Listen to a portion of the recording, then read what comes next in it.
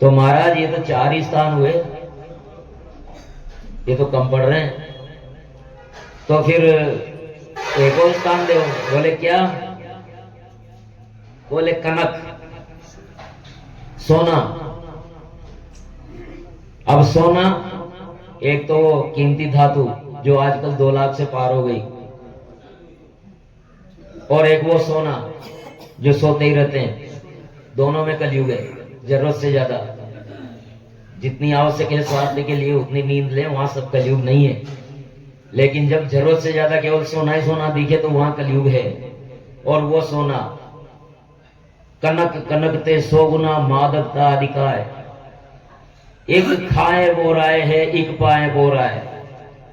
कनक कनकते 100 गुना, कनक यानी आंकड़ा, आंकड़े से 100 गुना मादक ये सोना है। कनक, सोना, स्वर्ण।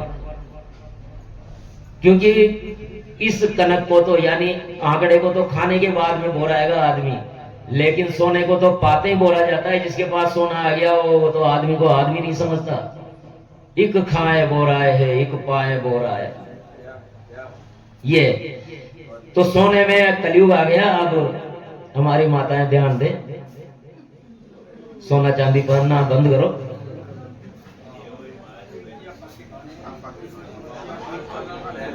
अब ये तो समस्या हो गया, गिरना आवश्यक है, और उसमें तो कलयुग आ गया। अब क्या करें? तो फिर उन्होंने एक गली निकाली कि भाई अगर जो न्याय संचित धन से सोना खरीदा गया है ना, उसमें कलयुग नहीं है। लेकिन किसी का हक मार करके, किसी को जीव दुखा करके और अनर्गल तरीकों से अगर कमाए हुए धन से सोना खरीदा जाता है, उसमें निश्चित रूप से कलयुग है। कलयुग को इस प्रकार से 5 स्थान दे दिए गए, और इन 5 स्थानों से यानी झूठ, मद, काम, वेर, ये रजोगुण परीक्षित द्वारा दिए गए, इन्हीं स्थानों पर कलयुग रहता है। एक दिन परीक्षित शिकार को गए। उससे पहले दावाई जी से पूछा कि हमारे भंडार का दर्शन तो करो, हमारे भंडार में क्या क्या है। तो आंखें बांध करके भंडार में ले गए। वहां बहुत बड़ा स्वर्ण का मुकुट था। तो उन्होंने कहा कि ये मुकुट हमारे दरबार में पहुंचाओ, हम लगाएंगे। अरे रे, इसको तो धर्मराज ने भी नहीं लगाया, ये जरासंध का मुकुट है। लेकिन वो सोना था ना, माथे पे रखा, भाई चलेंगे दरबार में और लोक कल्याण के कार्य करेंगे। लेकिन जैसे ही मुकुट माथे पे रखा, कलयुग माथे पे बैठ गया। और वे राजकार्य तो रोजाना ही करते हैं, रोजाना ही क्या राजकार्य, आज चलो शिकार खेलने चलते हैं। ये कलयुग का प्रभाव था। शिकार खेलने गए, भटकते भटकते प्यास से व्याकुल हो गए, और वो श्रृंगी ऋषि के यहाँ पहुंच गए। वह श्रृंगी ऋषि के पिता के वहां, और वहां श्रृंगी ऋषि के पिताजी ध्यान मग्न थे। उन्होंने कहा कि महात्मा जी, महाराज परीक्षित आए हैं, पानी पिलाइए। कलयुग का था ना असर, पानी पिलाइए। अब महाराज तो अगर वो चेतन होते तो पिला ही देते, लेकिन वो तो समाधि में थे, उन्होंने सुना नहीं। राजा ने अपना अपमान समझा, और वहीं बाघ से मरा हुआ सांप था, वो उठा करके सेल से और उनके गले में डाल दिया, और आगे बढ़ गए। पता लगा बालक ऋषि श्रृंगी को, बालक श्रृंगी को पता लगा। तो अनशन व्रत परीक्षित श्रृंगी ने वहां साफ दे दिया, वहां जल हाथ में लेकर के, कि जिस नाग को मेरे पिता के गले में डाला है वही आज के 7वें दिन परीक्षित को डसेगा। और भगवान ने जब ऋषि पिता ने सुना तो उन्होंने कहा, अरे तुमने ये क्या कर दिया। परीक्षित जैसे राजा बड़े मुश्किल से इस धराधाम पर आते हैं, और ये अच्छा नहीं किया। उन्होंने एक शिष्य को भेज करके परीक्षित को सूचना दी, तुम्हें ऋषि का श्राप हुआ है, जो अपने कल्याण के लिए करना चाहो वो कर लो। और इस प्रकार वहां परीक्षित सुखताल नामक स्थान पर पहुंच करके और वरासन पर बैठ जाते हैं, डाब के आसन पर उत्तराभिमुख होकर के, गंगा जी की तरफ मुंह करके। और जब ये सुना तो ऋषि मुनि महर्षि जिसने सुना, क्योंकि चक्रवर्ती सम्राट थे, लोकप्रिय सम्राट थे, इसलिए जिसने सुना वो उधर बढ़ पड़ा और सभी को लक्ष्य करके परीक्षित ने प्रश्न किया। सबके लिए, सब अवस्था में, विशेषतः आतुर काल में जब मृत्यु होने वाली हो तब क्या करना चाहिए, जो भी आते उन्हीं से यही प्रश्न करते कि मेरे पास 7 दिन हैं, 7 दिन में क्या करूं कि मेरा उद्धार हो जाए। तो सब लोग ये कहते 7 जन्म कम पड़ जाते हैं, 7 दिन में क्या होगा। ऐसे में सब हिमालय से, कभी नहीं उतरे थे ये सुखदेव जी, लेकिन हिमालय से उतरे। और हिमालय से उतरे तो सभी ऋषियों ने, जितने भी बड़े बड़े बूढ़े बूढ़े ऋषि थे, उन्होंने सबने खड़े होकर के उनका अभिवादन किया और सब बोले, बोलिए सुखदेव जी महाराज की। और सुखदेव जी महाराज वहां 12 वर्ष की अवस्था में और बड़े सुंदर से सुकुमार से आए हैं। जागे हैं भाग हमारे सुखदेव पधारे, जागे हैं भाग हमारे सुखदेव पधारे, देव पधारे सुखदेव पधारे, पधारे सुखदेव पधारे, देव पधारे सुखदेव पधारे, पधारे सुखदेव पधारे, जागे हैं भाग हमारे सुखदेव पधारे, ये भाग हमारे सुखदेव पधारे। बोलिए सुखदेव जी महाराज की।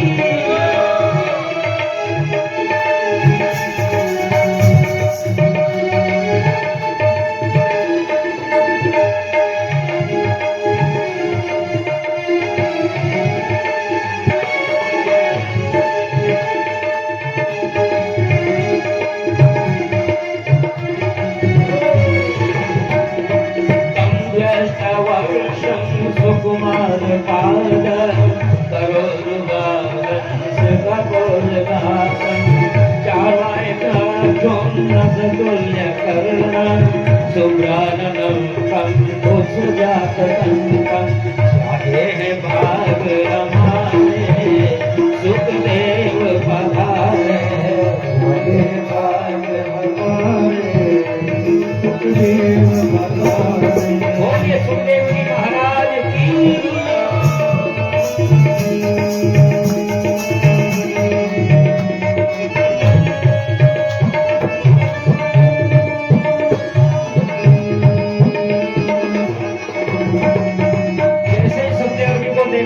परीक्षित उनके चरणों में गिर गए और चरणों में सिर रख करके प्रणाम किया। गुरु ब्रह्मा गुरु विष्णु गुरुदेव महेश्वर, गुरु साक्षात् परब्रह्म तस्मै श्री गुरवे नमः। जागे हैं भाग हमारे सुखदेव पधारे,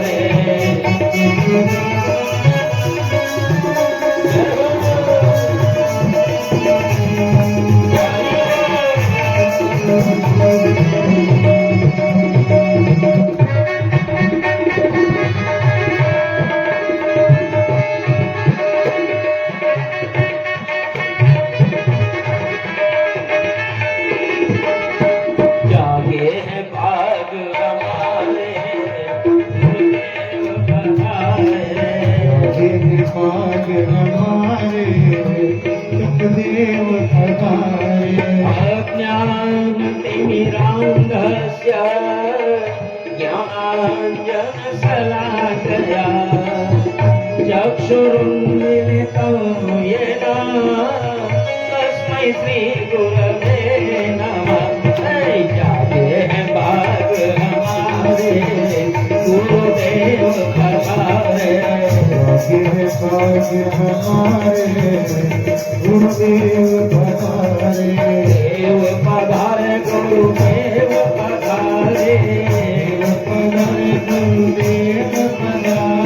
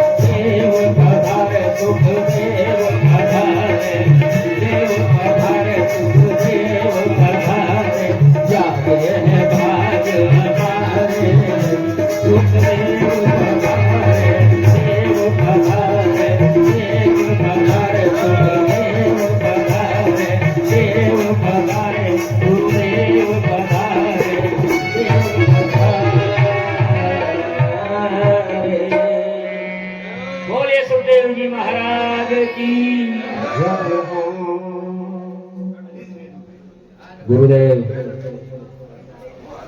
हे प्रभु, हम बड़भागी हैं, अपराधी क्षत्रिय होकर भी संत समागम का मिलना आपने इसके लिए हमें अधिकारी समझा। आपसे महात्मा का स्मरण मात्र गृहस्थों के घर पवित्र कर देता है। सानिध्य हो तो फिर क्या कहना, संतों का सानिध्य मिल जाए, इससे बड़ा कोई सौभाग्य हो नहीं सकता। मुझे लगता है कि हमारे कुल के इष्ट देव श्री कृष्ण ने ही आपको प्रेरणा की और यहाँ भेजा है। अभी में भगवान प्रीता कृष्ण पांडु सुत प्रिय भेषजे प्रीत्यर्थम तद्गोत्र जात बांधव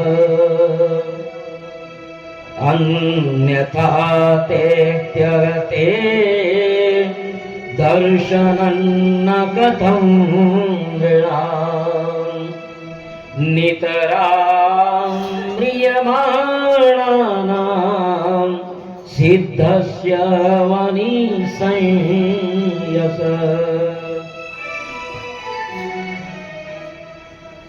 हे प्रभु, आपके दर्शन हो गए, मुझे कोई भय नहीं रहा।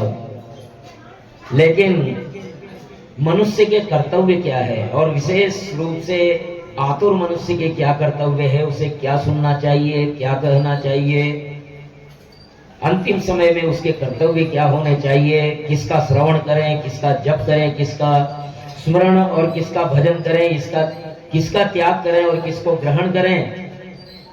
आपका दर्शन बड़ा दुर्लभ है, क्योंकि आप एक गाय को दूल्हे इतनी सी देर कहीं ठहरते नहीं, और मेरे कल्याण के लिए आप यहाँ आए हैं। व्यास नंदन उत्तर देने लगे। सुखदेव जी कहने लगे, वरीयाने सते प्रश्न कृतो लोकहितं नृप आत्मवित् संगता पुंसां श्रोतव्यादिषु संसार में उलझे प्राणियों को कहने सुनने को कितनी बातें हैं। सांसारिक व्यक्ति तो लोक वार्ता में लगे रहते हैं। बहुत सी बातें हैं।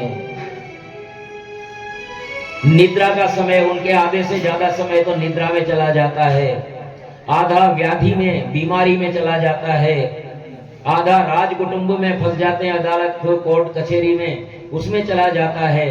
पूरा जीवन बिना हरि भजन के बीत जाता है। घनिष्ठ संसारी जो संसार में घनिष्ठता रखता है वो असत है, किंतु मोह में पागल व्यक्ति का कभी कल्याण होता नहीं है। इसलिए जैसे भी हो, ज्ञान भक्ति या निष्ठा से जीवन ऐसा बने कि अंत में भगवान की स्मृति बने, क्योंकि अंत में भगवान की स्मृति हो जाना, मनुष्य की मृत्यु कैसे हुई है निर्भर करता है कि उसने जीवन कैसा जिया है। भले ही बगुला भगत बन करके पूरा जीवन जी लिया, लेकिन अंतिम समय में अगर एडिया रगड़ रहा है तो समझ लो कि कुछ न कुछ गड़बड़ है। वो प्राणी धन्य है। अरे अभी तो देखा था और ये क्या हो गया। नीचे सुलाया जाना, गंगा जल डालना, तुलसी दल डालना, ये सब भाग्य की बातें हैं। जब वो समय आता है तो अरे गंगा जल कहाँ है, अरे फलाना ने रखा होगा, फलाना ने रखा होगा, लाओ ढूंढो ढूंढो, ढूंढे जितने में तो वो गया। अब वो मिट्टी बच गई, मिट्टी में कुछ भी डालो। लेकिन मरते हुए प्राणी के जीव रहते हुए अगर गंगा जल डल गया, तुलसी दल डल गया, इसका मतलब समझिए कि वो धन्य है। तो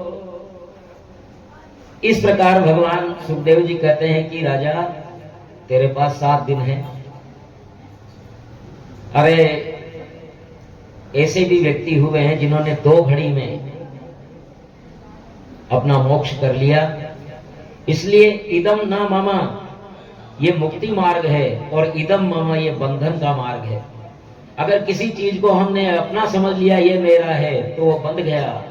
ये पुत्र मेरा है, ये पत्नी मेरी है, ये परिवार मेरा है, ये घर मेरा है, ये जमीन जायदाद कार बंगला कोठी ये मेरा है, तो ये बांधने वाली चीजें हो जाएगी। लेकिन ये मेरा नहीं है। मेरा पुत्र मेरा नहीं है, ईश्वर का दिए हुई सौगात है। मुझे दायित्व मिला है कि मैं इसको बड़ा करूं, योग्य बनाऊं और समाज पुरुषोत्तम के चरणों में भेंट कर दूं। फिर ये क्या करे न करे ये जाने। मेरा दायित्व है संस्कार देना। मैंने संस्कार दिए, मेरा काम खत्म। जहां इदम न मम हो जाता है वो मोक्ष का मार्ग है, और जहां इदम मम यानी ये मेरा है वो बंधन का है। यही 2 वाक्य हैं जिससे व्यक्ति मोक्ष को पा सकता है। और इस समय इसी प्रकार सुखदेव जी महाराज बताते हैं कि किस प्रकार मैत्रेय जी से विदुर जी की भेंट हुई थी। दरअसल भगवान स्वधाम गमन गए थे तो वहां उद्धव जी ही थे केवल, और उद्धव जी से भगवान ने कहा था कि तुम मैत्रेय को कह देना कि विदुर जी को उपदेश करें, और विदुर जी को भी कह देना कि वो मैत्रेय जी के आश्रम पे पहुंच जाएं। और उद्धव जी से विदुर जी मिले और वहां उनकी भेंट हुई मैत्रेय जी से, और मैत्रेय जी भगवान के आदेश के अनुसार उनको प्रवचन करते हैं कि पहले प्रश्न पूछते हैं विदुर जी कि लोग सुख के लिए काम करते हैं, सुख के लिए सारा कर्म करते हैं, लेकिन सुख तो कहीं मिलता नहीं है, दुख ही दुख मिलता है, ये क्या कारण है? और इस प्रकार इस विषय में क्या कहना उचित है? पहला प्रश्न। दूसरा प्रश्न है अवतार लीलाएं क्या है, अवतार लीलाओं को बताइए, और सृष्टि के लोक के किन तत्वों से रचा सृष्टि को, ये सब बताइए। मैत्रेय जी ने कहा आपने बड़ा कल्याणकारी प्रश्न पूछा है, साधुवाद है।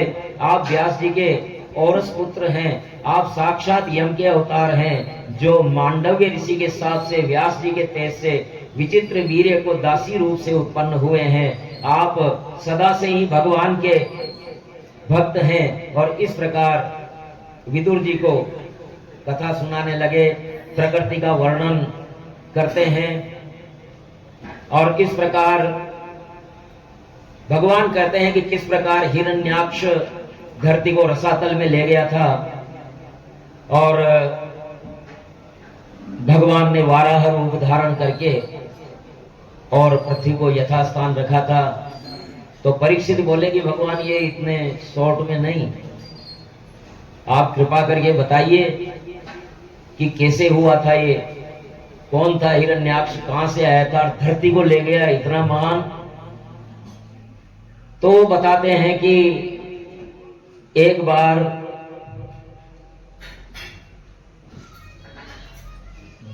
दीति कश्यप ऋषि के चरण पकड़ लेती है कि मेरी सोते तो इतने पुत्र खिला रही है, मुझे अभी तक पुत्र नहीं है, मुझे पुत्र चाहिए, और ऐसा पुत्र चाहिए जो देवताओं को नाक में दम कर दे। कश्यप ऋषि ने कहा कि अभी संध्या काल है, ये समय गर्भाधान के लिए उचित नहीं है, इस समय तुम्हारा देवर रुद्र घूमता है, और इस समय गर्भाधान होने का मतलब है कि तुम रुद्र के सांप की शिकार हो जाएंगी। लेकिन दीति मानी नहीं, काम विवेक से वो बड़ी परेशान थी। आखिरकार पत्नी का अधिकार था और कश्यप ऋषि ने उनमें आधान किया और उससे जो गर्भ ठहरा उससे वो महाराक्षस हिरण्याक्ष और हिरण्यकश्यप उनके गर्भ में आए और उनके गर्भ में आने से समस्त जगती में अंधकार हो गया। अंधकार हो गया, सूर्य की ज्योति मलिन पड़ गई, देवता लोग भागे भागे भागे गए। ये किस प्रकार, क्या बात है, क्या हो गया? तो भगवान विष्णु कहते हैं कि ये मेरे पार्षद थे, एक दिन वो मेरे दर्शन के लिए आ रहे थे कि जय और विजय ने उन्हें रोक दिया था और तब उनको क्रोध हो गया था। सनकादिक को कभी क्रोध नहीं हुआ, ये पहला और अंतिम अवसर है कि उनको क्रोध हुआ, लेकिन ये प्रभु की लीला ही थी।